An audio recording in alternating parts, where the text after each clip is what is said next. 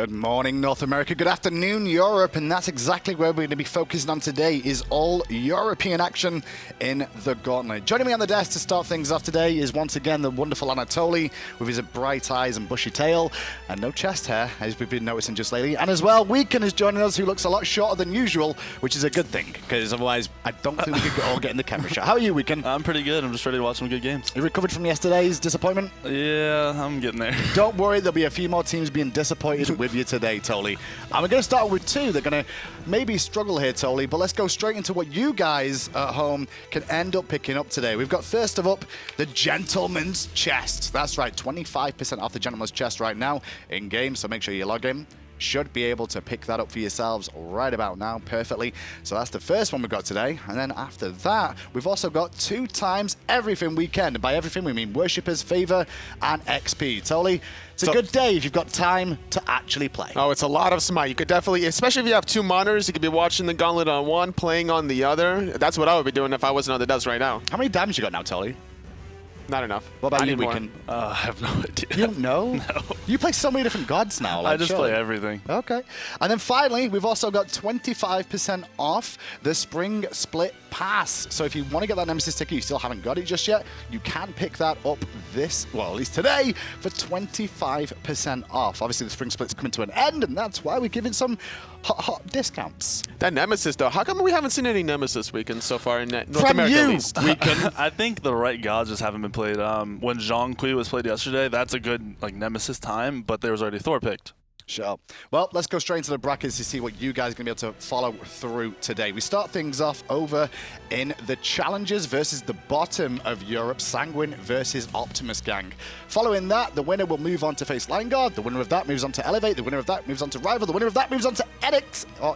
And then the winner of that will move on to Sunday and face off against Energy for a shot at going to Masters. Sunday finals. And then whoever loses that will face off the loser against E-United versus Sword Gaming in the best-of-1 wildcard. That's going to be the 3rd spot to reach the Masters land. Now, so, yesterday weekend we saw how well Oxygen did from coming from the Challenger circuit all the way up to actually beating some teams, including yourselves. I don't want to keep pointing at that, but they did.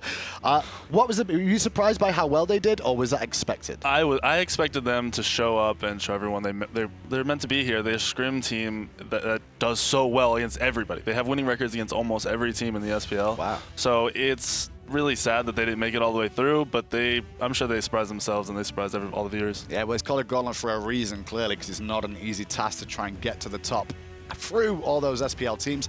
Toly, today, however, a bit of a different story, because we do have a different team from the Challenger circuit, a European one. That's right. Optimus Gang. But the problem is they've not got a full roster here today. That's correct. 3 of their members actually did not make it because of visa issues. So now they're using their subs. Jungle, it's going to be Gorgonzolla, Hoek in the Guardian position, and Cosmic, formerly known as Lace, in that Hunter role. It's a little different story than Oxygen Supremacy. So for them, the European Challenger circuit team to go as far as Oxygen did yesterday is going to be a tall order. Well, these Optimus Gang team, they're going to have a rough task for themselves today. What's it like to have 3 subs potentially have to come and play at LAN for you? I couldn't even imagine the 2 original members still playing. I don't know what they're going to expect from their team. It's a good point, Toly. I think this is the one that's up in the air right now. You can see the squad on your screen right about now. Interesting bunch of people, but 3 of them aren't the natural team. Sibi in the solo lane is one of them, and Tynz in the mid lane are the 2 natural members of the squad that have done so well to get to this point. They're going to have to basically orchestrate the rest of their team to be on the same page in a very short amount of time. I know that you, with Vivian, formerly have to get on the same page in a short amount of time, but to do it with 2 other members as well. How difficult was it for you and your team to synergize with Vivian compared to, let's say, imagine you didn't have 2 other members? Yeah, I couldn't even imagine trying to get 3 people up to speed, ready for a LAN situation. It's just unreal. Rough situation for them to be in indeed, but they do have to take on Sanguine today, and it's going to be a really tough order for them. It is a best of 3. This man on your screen, Sibi, we mentioned him a little bit, will be in the solo lane today, and it's his first LAN.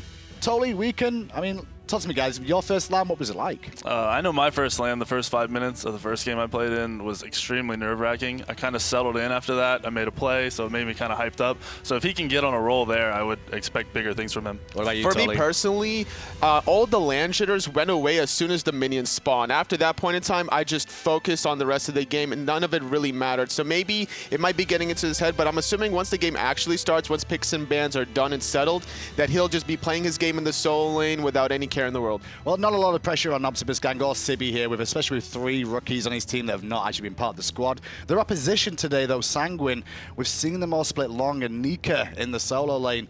Back to the solo lane, first of all, Tolly. He's been all over this team. Yes, absolutely. He started off in the solo lane, then he went to Hunter, and then it kind of didn't work out in the jungle role, so he took that position as the captain, and now he's back to the solo lane. Well, let's see a little closer look at that boy, Nika. I am Nika. I am a very talented Smite player. I'm a multi-role genius. I'm a highly intellectual individual. Before Smite, I was just a casual. I was playing like FIFA, COD, huge Modern Warfare 2 fan. That's probably my life. But yeah, other than that, it was a lot more like focused on just casually playing and like education, stuff like that.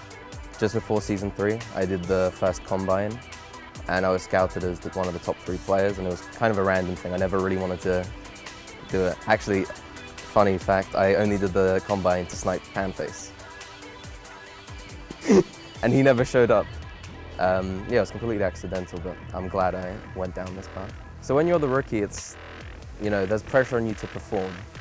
So like, you have to make sure that you're grinding a lot and improving to, you know, show the people on your team that you're committed and able to perform at the highest level. But with a captain, not only do you have to perform, but you have to lead your team, you have to make sure your team's on the same page, make sure the roster's working completely.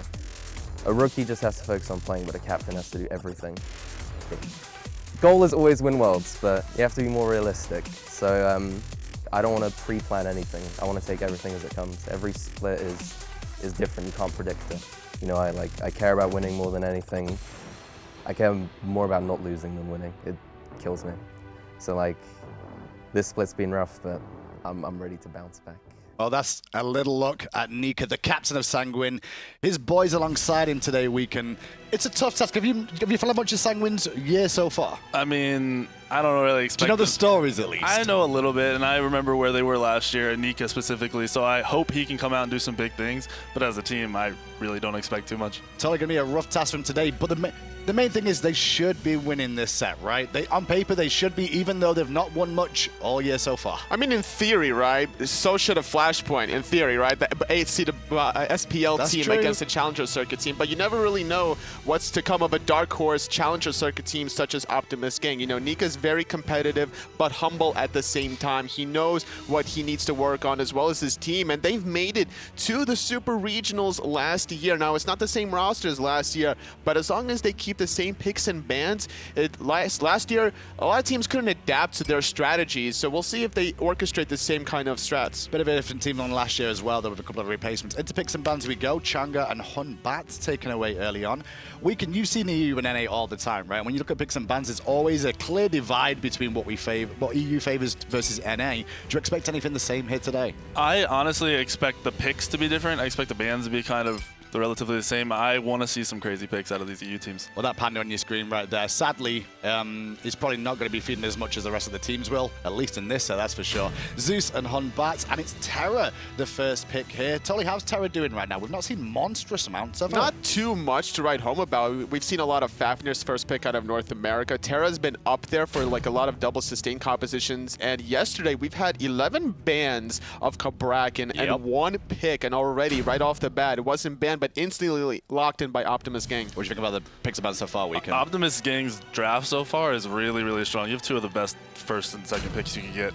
And Cabrakan, like we said, he only got 1 game yesterday because most of the time he was banned out in North America. EU let him slip through first pick as well to Optimus Gang.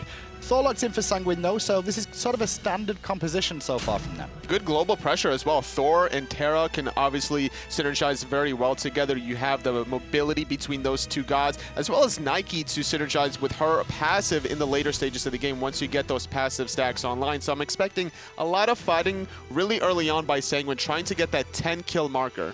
Well, Sanguine's first 3 picks here are very obvious where they're going to go. They've kind of pigeonholed themselves into a role. Is that necessarily a bad thing, Weekend, where you like give away where it's going to go? I think right now it's not, and for their team, I don't think they expect to win lanes. You have Skadi in one lane, you have Cabrakan who's probably going to go middle and automatically clear, pair it with a Raw. I think they're just going to look for their team fight, and with that global pressure that Toli was talking about, they're already looking strong. So when you're up against a Skadi in the dual lane, and you know you're going to lose the lane matchup anyway, how do you deal with that in terms of your starts? Do you put a jungler there, or do you just leave your hunter alone? If you watched North America yesterday, they would put a jungler that they knew could push, or if you have a Sylvanas, whatever support, you want to win your lane. You want to pick and choose the smart lanes to win, and that's what they're going to do. Seems to be the case, though, from Sanguine, just like Weekend said, though, that look for the team fights, because that's one benefit they do have, Toli. They've played together for a while now, where Optimus Gang, as we've mentioned, have 3 substitutes playing for them. Team fights could be awkward. It could be a lot of action really early on, like we mentioned before. There's a huge incentive for Sanguine to kind of make something happen, but Fafnir being locked in really late stages, banning out the Ymir surprisingly enough, rather than the Fafnir. We'll see what they can do with this now as we go over to Sanguine. Where do you want to see the last 2 picks go? Obviously, we need a Hunter and a mid laner here. Weekend, what are you feeling? I would like to see Rama and any mid laner that he's going to be comfortable on the team fights, an Agni or something along those lines. Is there anything in the mid that's like really unplayable from the mid lane now, or is it very wide open? Honestly, it's become a lot more wide open. I think people have learned that pressure isn't the only way to win the game, and they'll draft around that. Poseidon is available. That That's could true. be one option. We've seen a lot of setup here between Sanguine with the Terra, with the Thor. You even have the Nika from Nike. Poseidon wouldn't be a bad option.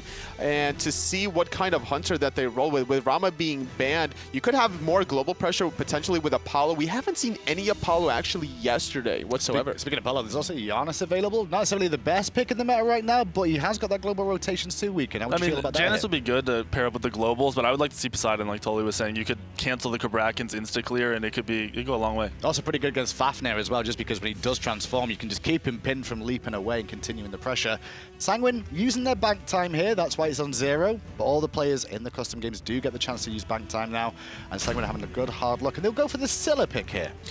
Great setup, like I mentioned before. Even more burst damage in the later stages of the game. Not going to have the same kind of lane pressure earlier on, but the root cripple doesn't get diminishing returns off of the stuns. So to pair up with a Terra root, you have the Scylla root. So it's good control on the form of Sanguine. Well, it's time to head over to the casters shortly, but I want a quick word from both of you. Where do you think this is going to go? We can just some picks and bans. I'm liking Sanguine's draft just for team comp. You see Optimus try to counter draft a little bit, and I don't think it's going to go very far. Not good enough, Tolly. What about you? I got to give it to Sanguine. Well, will Sanguine win? Let's find out. F. and Taco are standing by. Thanks a lot, Hindu. Sanguine versus Optimus Gang here. Yesterday, we got to see a fantastic performance out of the North Americans, really coming out in the clutch. The challenger team, it made it all the way to, I think, number 5, just 1 win away from making it virtually all the way. But here, Optimus Gang, I think it's a different story. Like we said, a couple of roster issues. Other side of the world, you know, and I do have to agree. I don't think a lot of people are really expecting the same kind of run that we saw from Oxygen Supremacy yesterday to happen with Optimus Gang, but you never really know what to expect out of these challenger teams. Even with 3 substitutions, it's still a fairly solid draft. They have a lot of early pressure that they could try and exert over the map, and I think that might compensate for the global pressure from Sanguine. Don't forget, I mean, Optimus Gang also has a Gorgonzolla there who has been a nice little player to keep an eye on in the challenger circuit. Sanguine has had their struggles. They haven't won a single game in the regular season, so of course that's going to be on the minds of Optimus Gang as well. So it's certainly something to think about as the game goes on. Excuse me. Nike on the other side. This character is very interesting, and I want to bring it up because a lot of players, either she's just really hot or really cold. Some players think that she's absolutely excellent. The passive is too strong, and then you have players that we spoke to like Dimmy that just thinks she won't really do much of anything. As we get into the game, we'll find out. It's Sanguine versus Optimus Gang. Game 1. And I think a large portion of that as well, FDOT, is just, it comes down to play style. When you're considering how Nike really unfolds inside of these solo lane positions, right, is if you're looking for more of an aggressive stance, then yeah, I can totally see why Nike wouldn't be very preferred. But from a more defensive standpoint, you know, you have players such as Divios, for instance, who tend to favor the god like Nike because she provides so much in a team fight. What she also does is she can be a great sort of lightning rod for a lot of what the enemy is going to bring. You jump in there with Nike, and then all of a sudden, everybody's looking at you, all the ultimates go on you, and then you kind of just ult and walk away. So that's certainly what Nika is going to try and do there, back in his position of solo. We saw him try a number of things, really just try to make this team work. Last year, his rookie season, wound up in the solo lane. This year, tried to play his natural hunter, didn't work. Tried the jungle, didn't work. Now here he is in the solo one more time, seeing if that's what he can do already. Hoek brought down to about half HP. Nice poke in the mid lane, but Optimus Gang still has enough oomph to go ahead and look for the invade. And I feel like that's kind of just been the story in general with Sanguine, where they've just consistently tried things, but they've never really worked out for them. But in this point in time, I think what they're really going to look here is to just try and play to the strengths of their own teammates' comfortabilities.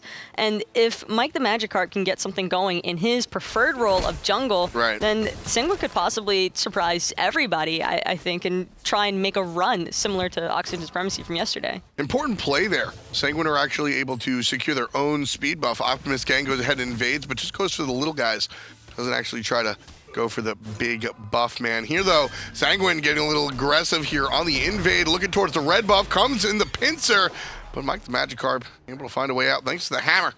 That's going to be a good look for the guys on Sanguine. They did drop the red buff, unable to pick it up, but they deny the experience away from OG.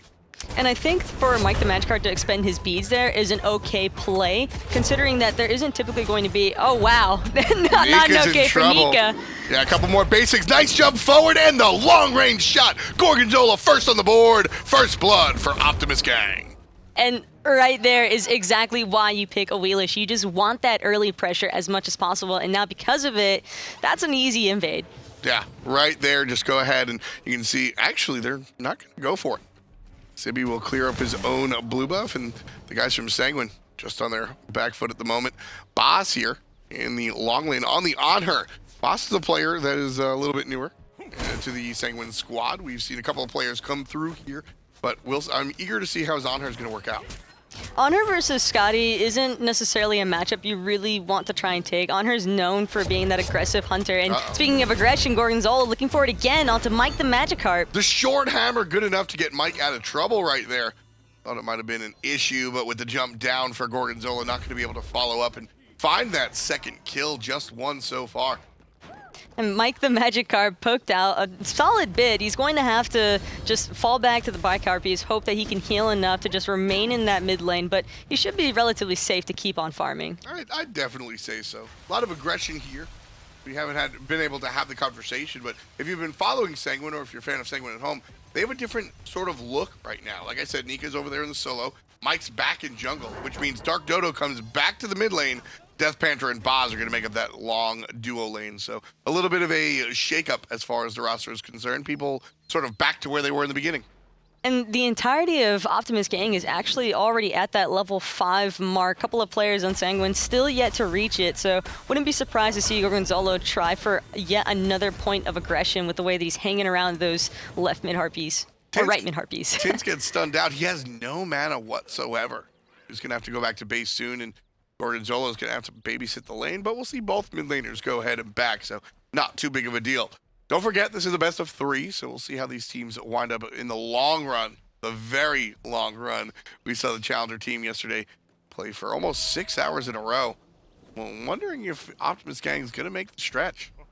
I wouldn't be surprised if both of these teams are going to be looking for a little bit of aggression, trying to get more of an idea around each other's play styles, because Optimus Gang, while these are definitely players who are known in the EU rank scene, they're not necessarily members that other teams are familiar with. Right. So Sanguine, it definitely still needs to be very wary of any just uncertain situations that could possibly unfold. Of course, and you know, Sanguine's a team that's very much learning as is. I mean, they're changing their roster and their composition pretty much on the fly. DeathDarkDodo's getting stunned out, and that'll allow Hoek to go ahead and start the invade of one more time, but gonna look for the back Harpies as the speed buff was already taken. And MikeTheMagikarp actually unable to obtain his blue buff for the Nike solo, which is going to make things pretty rough for Nika. Tynz gets stunned out. There's a follow-up crush. Half HP on the Ra. He'll be able to heal that up thanks to the sustain. Hoek playing Guardian right there in the mid lane. Nice little 2v2 here we got. And I'm sure that Tynz is really enjoying just getting to try and farm up as much as possible on this Ra. That's really all you want to do as a Ra in the early stages of the game. You don't necessarily have as much damage as other mages at this point in time, but your snipe ultimately can still definitely help in securing team fights. Yeah, what Ra's bringing in the early game is really just the push, and Sanguine's doing a very good job of staying on top of these jungle timers. MikeTheMagikarp got the speed buff as soon as it spawned, and then the red buff spawned, 3 seconds before he went for it. Very important, knowing that Tynz and Hoek are going to have that push. If Tynz is able to go ahead and dominate this lane, he's going to be able to invade. Well, if there's nothing to invade, then we're not going to see him in the jungle. That's what happened to Hoek before when he looked for the speed and had to settle for the back harps. And Sanguine as a whole really just had to be so wary of all of these jungle buff timers. And speaking of which, MikeTheMagikarp could be looking for something right now. Yeah, his ult alone is going to be enough to go ahead and send everybody away. Love that play. Very small stuff. You don't always have to find the target, but Optimus Gang are going to look for the follow-up.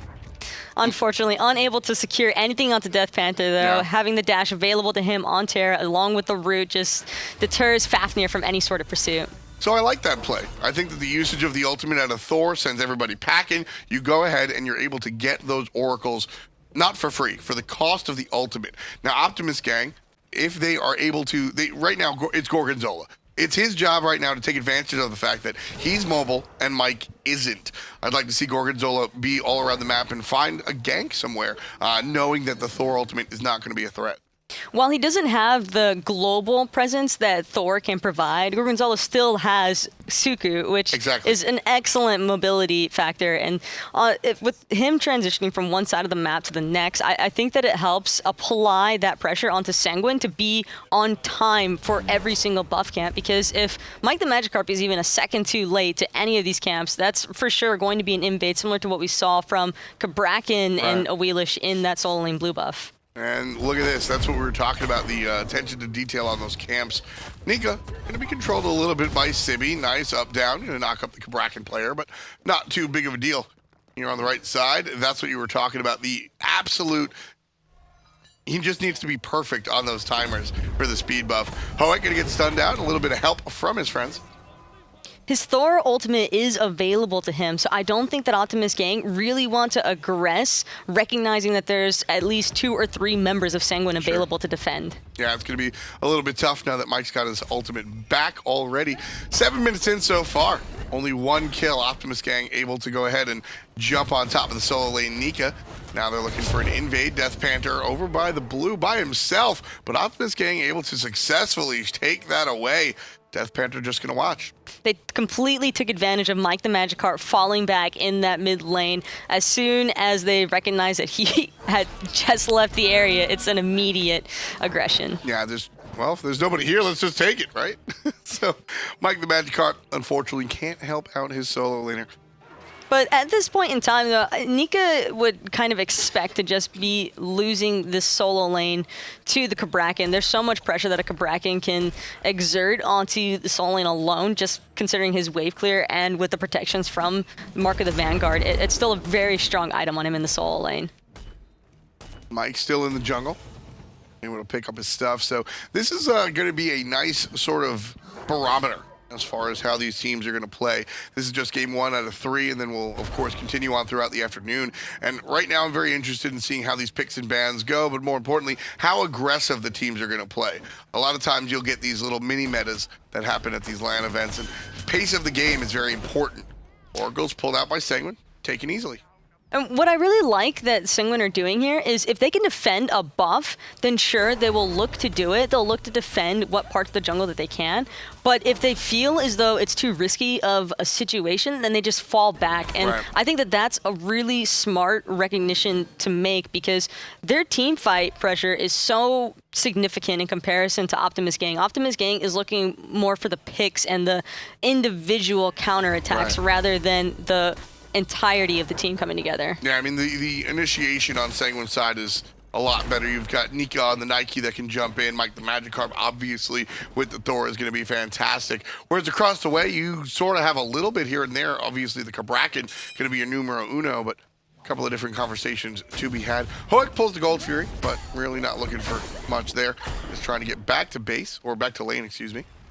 And Sibi just non-stop trying to ensure that Nika remains underneath that solo lane as long as possible, because the longer that he keeps Nika there, Nika can help Sanguine a lot as far as being a catalyst member for his team and in not only initiating fights, but helping them essentially win them. And so if he's unable to properly rotate, or if he's under-farmed for majority of the game, it'll be difficult for him to play a big part. Gold Fury all the way or down to about half HP. Anhur the only one here. DeathPanter making the wraparound. There's the ultimate out of the mid lane. Gold Fury goes the way of Optimus Gang. Not able to take it away is DeathDodo. Over the top comes MikeTheMagikarp forcing out the support. Hoek exits up north. Cosmic in trouble. Will the dive happen? Yes, it will. Nika on top of that one. There's the jump away, but Sibi stunned out.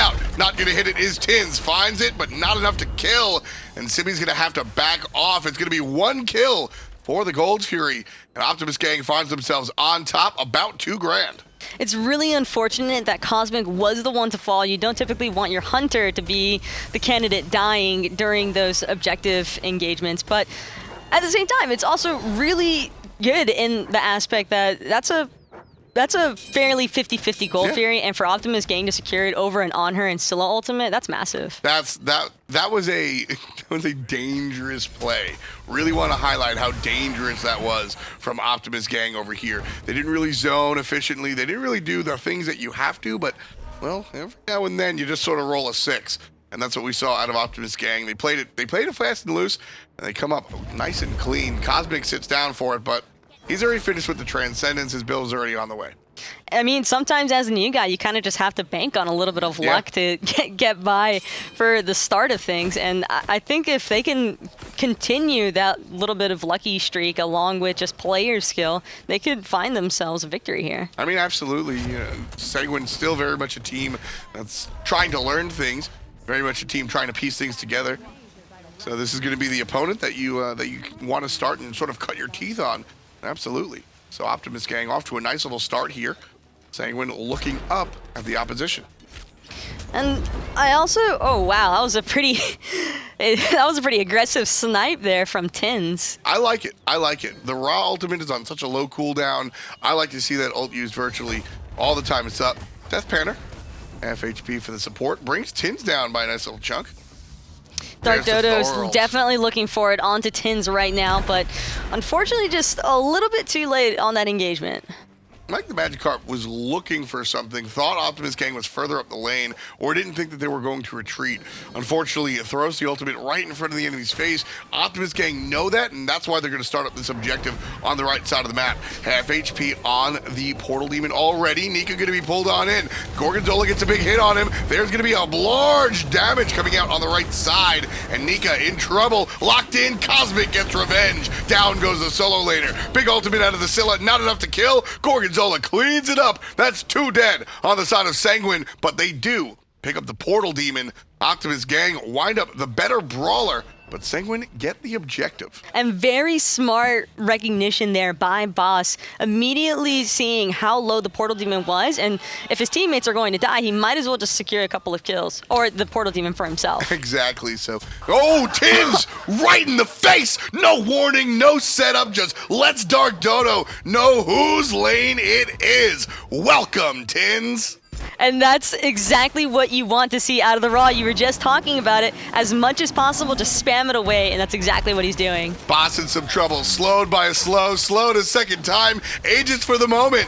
Cosmic going for the chase. Gets it with the dog. 5 kills in total for Optimus Gang. And that's just a little bit of fun with Skadi. Not only did he expend both of his actives, so now he's even more susceptible for whenever that Skadi ultimate is available again. Yeah, I mean, so that was a little bit different. Skadi ultimate is a little bit more situational. That's a good situation. But when it comes down to it, yeah, you're right. Tynz, I want to see that laser come out every shot, especially, I mean, that was a fun one. Just bang, just no setup. Sometimes you just got to go for it. DeathDodo just left looking. On the bright side, though, Nika finally gets a blue buff. Good for Nika. That's always some positive reinforcement, being able to finally pick up your blue buff as a soul laner. It's got to be a relieving feeling, at least. I mean, for Nika and for Sanguine, Nika's the guy that gets this team out of trouble all the time. MikeTheMagikarp, DarkDodo, and Baas are sort of the supporting cast. DeathPanter has been doing a lot of work with Nika alongside, but it's still the Nika show, man. So he's got the supporting cast, but how much support can they actually do? That's the question. The interesting aspect here, though, is that MikeTheMagikarp actually is still maintaining a slight jungle lead over Gorgonzolla. Ooh, nice catch. DarkDodo stunned out. And that's all due to the efficiency that Mike's have been having in the jungle. He's been able to hit his buffs as soon as they spawn, although he's been a little bit less successful in the brawl.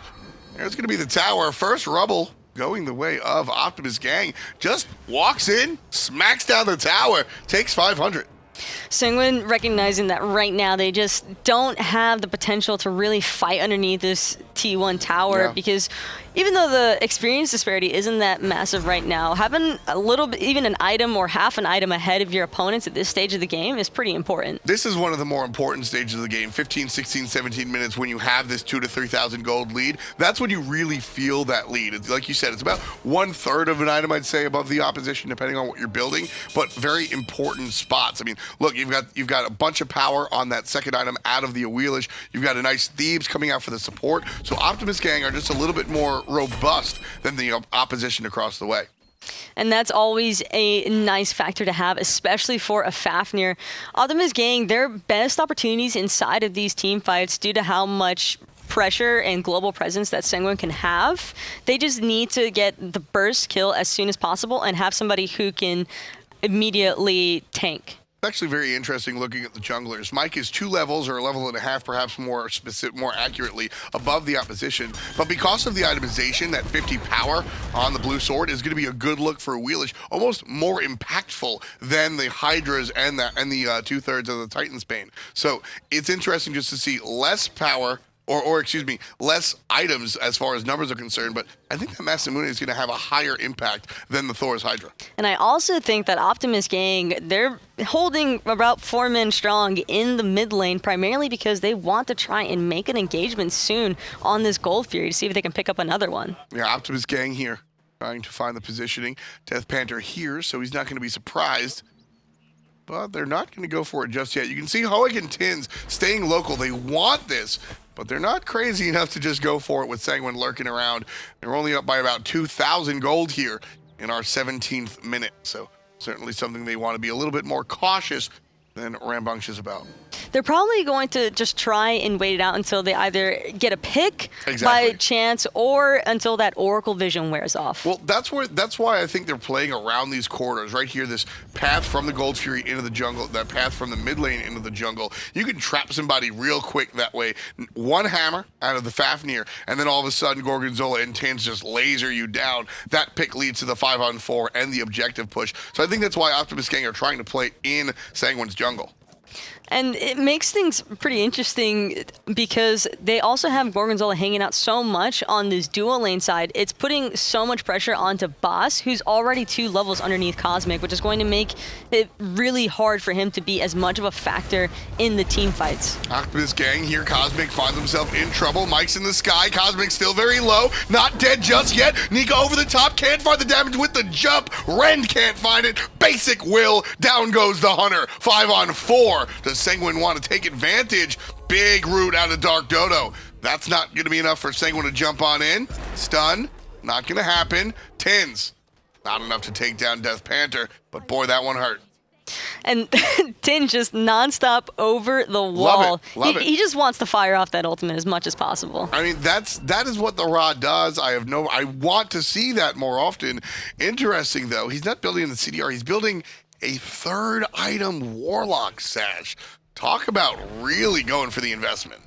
I mean, he does have the lead over DarkDodo, though, in that mid lane, so he can kind of afford it at this point in time. And having that health is only going to make it more difficult for MikeTheMagikarp on this Thor to try and target him down to look for the setup on the side of Sanguine. So if Ara's not dying in team fights, everybody knows what that means. It means that the rest of the team probably isn't dying either, and that's favorable engagements for Optimus. Hoek in trouble, surrounds himself. They didn't surround him. He walked in the middle. but Sanguine are just going to let him go. In fact, Hoek turns it around. Ults, gets the stun onto DeathPanter. Tynz not able to find the damage with the Celestial Beam. However, Optimus Gang now looking for a buff of their own on the purple side. Nika gets stunned out, and that'll be that. Optimus Gang get what they want, and they're up about 3K. And Optimus Gang actually, Hoek baiting, I think, a little bit on that side of the map because now it allowed for the Portal Demon to go through from Gorgonzolla and Sibi. There's a jump forward from Nika. Tynz a little bit in trouble. Nika surrounded by the wrong teammates. And there's the ultimate out of 100. There's the ultimate out of the mid laner. DeathDodo gets the kill. Looking for Hoek. Gets him down, but not enough. That's a tanky Fafnir. And Nika still looking to push everything up. Crush is good. Not enough still. Hoek alive just barely. Sanguine are focusing the tank. And Baas thinking about it for a second, whether or not he should try and pursue that, but over the wall, no chance in all. Not gonna happen, but with the 1 kill on the Cosmic, that opens the window. Sanguine looking for the Gold Fury. Objective down to about half HP, leashed out. Here comes Sibi trying to prevent it and causes disruption. Sibi's in trouble. Sibi's down for the count. MikeTheMagikarp is good. It's 5-4 right now. Sanguine looking for the Gold Fury. And you can tell that Sanguine really want to try and make this Gold Fury happen. Gorgonzolla, they're hanging around that corner. Not sure if he's really going to have much of an opportunity to contest into 4 members strong of Sanguine. Yeah, so right now, obviously having some technical spectator difficulties. So we're going to take a step back real quick and take a look at everything. But as I said, it's pretty much just spectator, so we'll see how everything goes. Big plays coming out from Sanguine right there, but this is troublesome, and I say that as they win the team fight.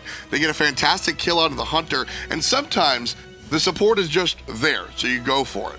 But far too much, in my opinion, was invested into Hoek, and we saw a situation that worked out this time, but I think come the future, it might be a little bit more of an issue. But come the future, the team fight's only going to grow even stronger on the side of Sanguine, and combining that on top of the global pressure that they already have. And I have to keep bringing that up. Global pressure really means so much, especially against gods such as Fafnir, Awilix, Ra even, because while Fisher might not necessarily find the immediate kill, just having the setup available for his team is really all you need in those kind of scenarios. Well, I'm talking big picture. This game, yeah, sure. But how about later on down the line? Should Sanguine win these 2 games and they go on to face against Lion Guard Esports and some of them other more adept teams, they're going to punish you for using all of your stuff on the support. I mean, we were talking about Nike in that direction. You get punished for using all of your tools on a specific character. So this time around, not going to hurt. Next time, Sanguine have to clean that up. And hopefully in the future, like you mentioned, I would imagine that they wouldn't want to exert as much pressure onto a support, just considering how tanky those gods tend to be, even at this point of the game.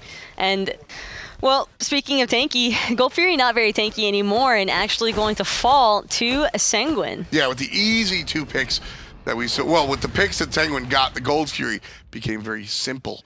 And with that 1 objective, Sanguine all but tie it up, separated by about 500 gold now.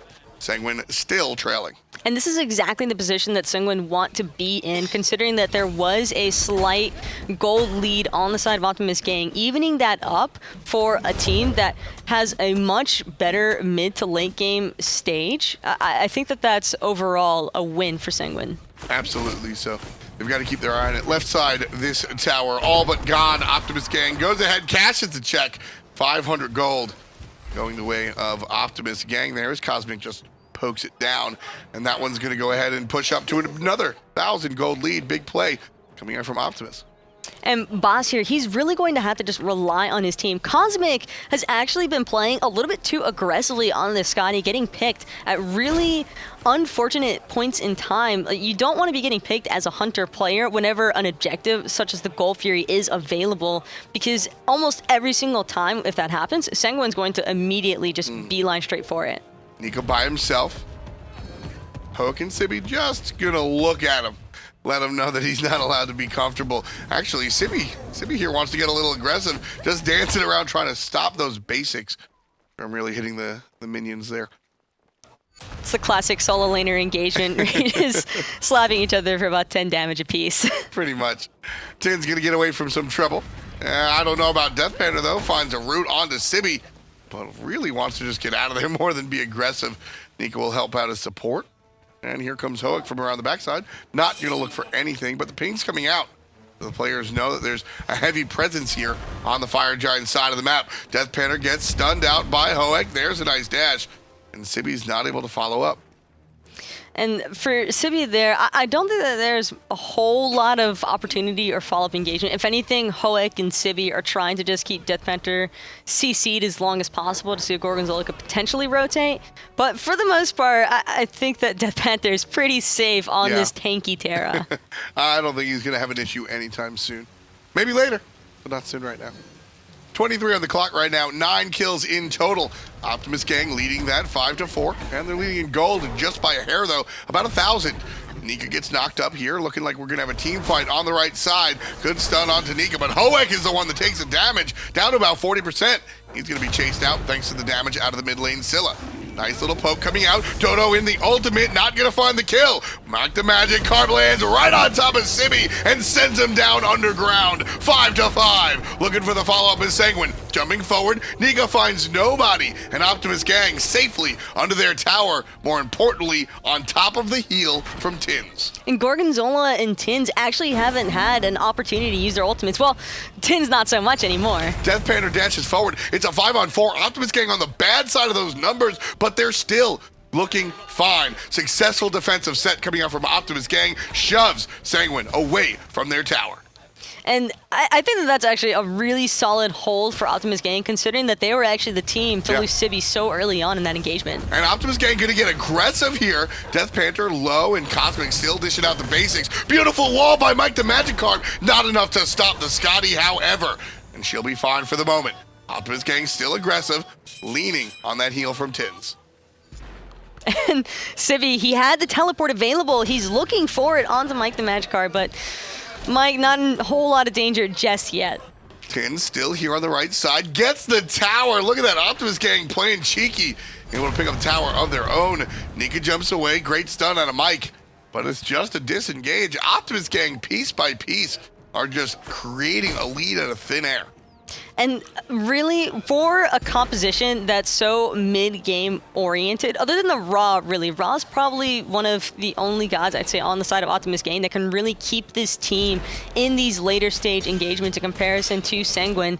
And I feel like that's going to apply so much pressure onto Tynz. You can tell that he recognized that factor. I mean, he's got the fairly defensive build with the Warlocks and the Dynasty Plate Helm, but he still maintains damage due to his Obsidian Shard. And I think with all of that combined, they could potentially find the count. I would like to see Optimus Gang taking more of counter-acting rather than the engagements and like initiating themselves. Well, Warlock Sash is one of those items that is defensive, but also provides a big boost of power. He has 72 stacks right now, so a little bit to go, but still able to bring out that damage, and the shard, like you said, that's going to just amplify that raw ultimate. 25 on the objective. There's the jump in. This time the portal demon gets snatched away. No, it doesn't. Optimus Gang maintains it. Here comes MikeTheMagikarp, half HP already, and he's going to disengage. DeathPanter and friend up top, but Optimus Gang, they've got the objective, they've got the support, they've got the mid laner. What else can they snatch? Baas on the backside looking for an exit, and everybody on the chase. And that's a perfect example of why it's so hard to go down onto a Raw,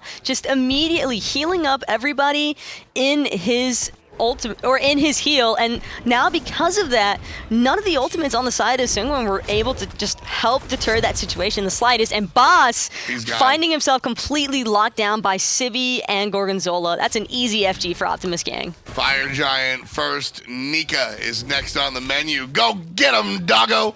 Cosmic gets the kill. 9th for OG. They pick up the Fire Giant Taco. With that, the lead is about 4,000, and they're going to push it by another 1,000 as they take down the Tier 2 tower. And the Tier 2 tower is not the first objective that's going to be falling. I'd imagine all the Phoenix, potentially, with 2 members being unavailable for Sanguine, and those being Nika and Baas, that's actually a mid-Phoenix for sure. Well, here comes Mike, lands on top. Nice Aegis from the Ra, and he's going to be safe because of it. MikeTheMagikarp has to use one of his own, thanks to Kaldir on the chase, and you called it. Firebird goes down. Phoenix, first Phoenix of the game, goes to Optimus Gang, the challenger team. One more time, ladies and gentlemen, the challengers are looking oh so hot. And this is the lead that you want onto this team. Once a healer composition starts to get ahead and snowball out of control, it becomes really difficult to try and manage. And now at this stage of the game, with Optimus Gang being so far up, it's going to be... I can't imagine that Sanguine really have much of an opportunity to try and defend the remaining Tier 2 towers. Yeah, I mean, you've got 8,000 gold here for Optimus Gang above their opposition at minute 28, and they own 9 out of the 14 kills on the map. Optimus Gang have definitely, you know, they don't even, I think we touched on it, they don't even have their full straight lineup, and they're able to go ahead and crush this. You're looking at a team that's brought substitutes to the LAN, and they're still able to just make Sanguine their enemy. It's like I mentioned earlier, though, Tom. Like, these players aren't necessarily the main roster for Optimus Gang, but they're all still familiar with each other. These guys all play ranked consistently together on a daily basis, and they still have that synergy available to them that a lot of teams try to look for whenever they pick up last-minute substitutions. And when you look at the players on the roster as well as Optimus Gang barrels down the left side, I mean, Tynz has been an SPL player once upon a time playing for Les Myrmidons, which turned into Elevate right now. I mean, he played with the Bruise Brothers, so he knows what it's like to be on a successful team, or at least play with successful players. Left side, Phoenix going to be aggressed. Sibi and Hoek leading the charge. Blink forward. DarkDodo forced out of the fight. MikeTheMagikarp takes to the sky. Lands on the back end. Tynz is half HP. Beautiful Warlock Sash helping out the Mage. Here's going to be a big stun on DeathPanter. One shot out of the mid lane. They're trying to defend, and Sanguine will do so, at least for now. Down goes the Firebird. That's what Optimus Gang were looking for. 2 Phoenixes down. They'll heal up and look for the next step. And that's the problem right there. Already 4 ultimates expended on the side of Sanguine, but no kills. And as long as Tynz remains alive, none of the objectives are going to be able to survive on the side of Optimus or on the side of Sanguine. Yeah, I mean, this is a different Raw than we saw yesterday. If you watched the North American scene yesterday, you're familiar with how Andy plays the Ra. Andy plays Ra just as that damage man. Tynz showed us that he can do that, but this is very much about this siege and re-siege, continuously looking for continuous engagements. Nika gets pulled down, but he's tanky. DeathPanter gets pulled, but he's tanky. Hoek gets landed on, he's tanky too. Optimus Gang now looking for it. Sibi down to half HP. Ultimate out of Tynz. Going to chase Baas away. It looked like it did nothing, but it chases everybody out of the conversation. Down goes the final Phoenix. Optimus Gang, they're going to back up and heal just a little bit. And right now, Sanguine aren't really looking too much into the pursuit. It's going to be difficult for them to try and chase this roster of Optimus Gang into that jungle, and right away they just want to try and push up these waves as far as possible because they know that Portal Demon's respawning, the Fire Giant will be available soon in about a minute, and because of that, Optimus Gang are looking really strong to close this one out. I mean, this is always a terrible position for the teams to be in. Basically what happens is you've got these two objectives on the right side, the Portal Demon and the Fire Giant. That's prom. But you have so much homework in pushing up these lanes that you're just not allowed to go. Left side, mid side, and right side all have to be pushed up. And if Sanguine aren't going to do that, well, they auto lose to literal minions. So, Optimus Gang able to clean up the Portal Demon, and no problem. A little bit of help from the friends, and there it goes. And now they're looking for the aggressive maneuver. Gorgonzolla tosses out the Moonlight Charge. Just a little bit of damage. And the only Phoenix that Sanguine actually has that's going to be respawning in time is that mid lane Phoenix. But because of that, whenever Optimus Gang secure this Fire Giant, if they secure the Fire Giant... Left side. Left side. The Titan is down to half HP. You have this whole wave of fire minions. MikeTheMagikarp forced to go ahead and back. That's a free Fire Giant for Optimus Gang.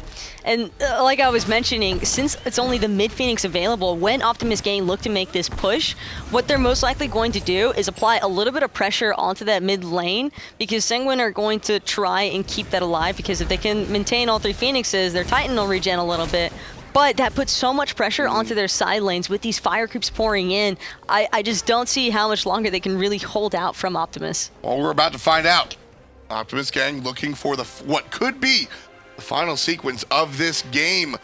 Fire Giant around their waists. 78,000 to 65,000 reads the gold. Optimus Gang looking for it. The Titans being attacked by the minions, already below half HP. There's the pull in by the Gorgonzolla, and there's the kill by the Cosmic. Still looking for it. MikeTheMagikarp bites on back. Sibi down for the count for now. It's a 4-on-4. Optimus Gang looking for it. DeathPanter left side gets attacked, gets landed on. There's trouble for Cosmic actually. Can his team help out? There's the support Hoek. He's gonna get hit, but Tynz right down the middle. Not enough to find the kill. Baas does. Still looking like a strong defensive set. MikeTheMagikarp comes back, gets his number 4, and Sanguine defend the throne room. And that right there, you can just see it all goes downhill for Optimus because of that overcommitment by Sibi early on with the Cabrakan. He had an excellent blink onto DeathDodo in the back line, immediately chunks him down to about 1/3 of his HP, but the commitment when DeathDodo was underneath that Aegis and having his entire team to peel for him was just entirely too much. He needed to just back off, start peeling for his own back line, and then Optimus Gang could have looked to just steadily maintain their healing with Tynz and just re-engage over and over again until Sanguine couldn't hold out any longer. Yeah, Gorgonzolla also repeatedly pulling the tanky characters. Every time Nike jumps, Gorgonzola's pulling the Nike. He really has to look for that Anhur. And yeah, you got to take the game as it comes to him. You're not always going to be gifted the Anhur for the pull, but repeatedly pulling the tank. Nike wants to be around you to pop that ultimate. And that's sort of causing a problem for Optimus Gang. Still, very much in the driver's seat. Optimus Gang find themselves up 10-8 on the kill charts, but more importantly, it's the gold and how heavily they've maintained this lead. Gorgonzolla and Tynz still have that Fire Giant belt, so that's something that they're going to leverage in this next fight. Optimus Gang now looking for the group up, coming, like you said, down the mid lane, just like last time. However, right Phoenix and left have respawned. And really, that's kind of unfortunate for Optimus Gang because Sanguine are going to be able to push out the hi-rez for the most part. They're looking for one of the weaker Phoenixes now, recognizing that mid lane has already been sieged. Right side. And right side Phoenix could very well fall. Yeah, DeathPanter, he's going to be stunned out. Mike is taken to the skies. Lands on top of one. It's Tynz and immediately finds his way out. Sibi, this time a little bit more cautious, gets a stun, but still taking a lot of damage. Left side, DeathPanter in a fight of his own. Baas takes out Sibi, but Cosmic takes out Panther. It's going to be 1-for-1 so far. Nika in trouble, but ditching it back. Hoek takes out the Hunter. Big play from the support. Right side Phoenix goes down, and Optimus Gang have 2 birds down against their opposition. Sanguine did it once, Taco, and they do it again. And this is entirely up to Dodo and MikeTheMagikarp here, whether or not they can hold out. Dodo's trying to get those crushes down, exert as much damage as possible on this Scylla, but it's just not going to be enough. Skadi and Caldera are available, and that's all that you need. Very smooth play coming out from Optimus Gang. They showed their green play a little bit towards the end, getting a little bit over-aggressive. But in general, Optimus Gang wind up with the win. Gorgonzolla.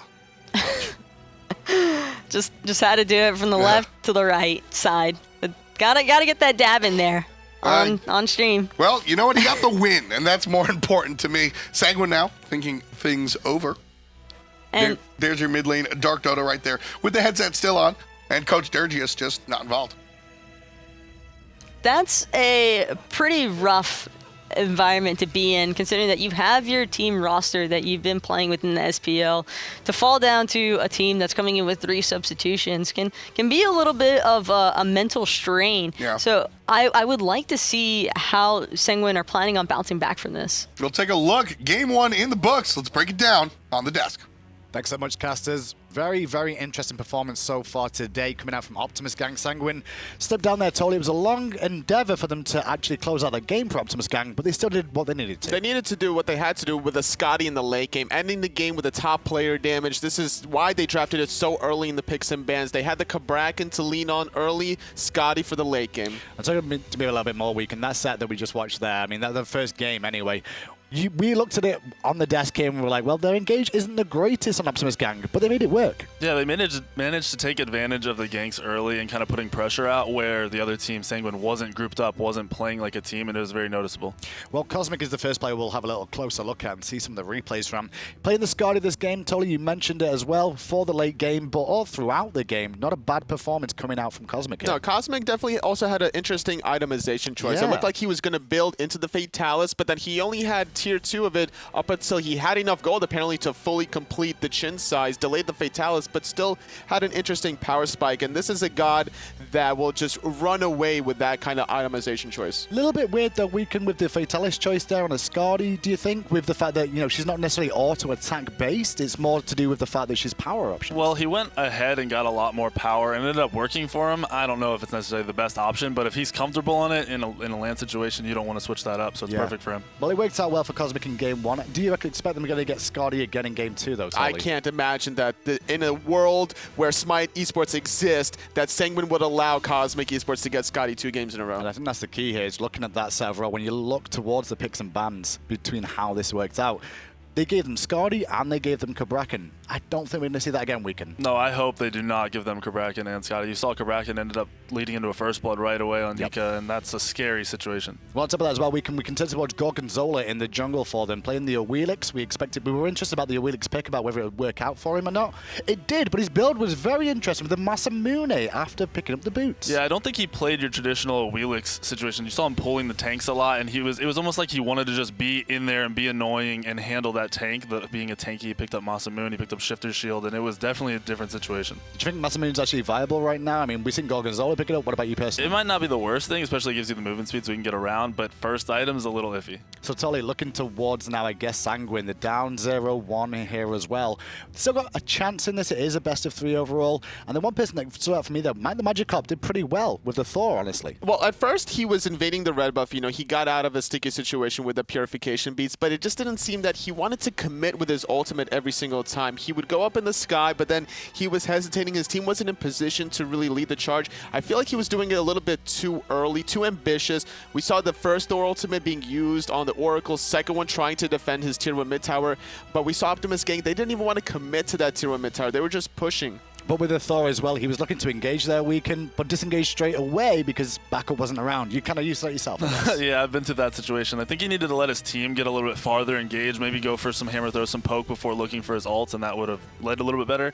He had a good KDA there that game, but I feel like he was playing really safe. Well, does KDA mean anything? Let's look at the statistics of that last game and see exactly how that one played out between the two. Obviously, Optimus Gang are the ones that came out on top. Not a high kill affair, Tolly, for over a 30-minute game. No, not at all, but a lot of healing, though, coming out of Optimus Gang. Their drafting definitely benefiting off of that with the raw pick. And then Tynz. You got to talk about Tynz's raw snipes. Just raw hitting Dodo down the mid lane with a one-shot. Yeah, I did mention a little bit earlier on about some of these black guys being rookies. Well, they're not necessarily rookies. They have been to LAN before, some of them, especially Tynz, Sibi, Gorgonzola. But they've been on different teams. They've not been as a unit here. Tynz has been around for a while, though, Tolly, even all the way back to the Myrmidon days. And this is why he's so comfortable on this raw pick. We saw just how powerful it could be yesterday when Anhur was playing the raw. So we could even see some more action coming out of Tynz in game 2.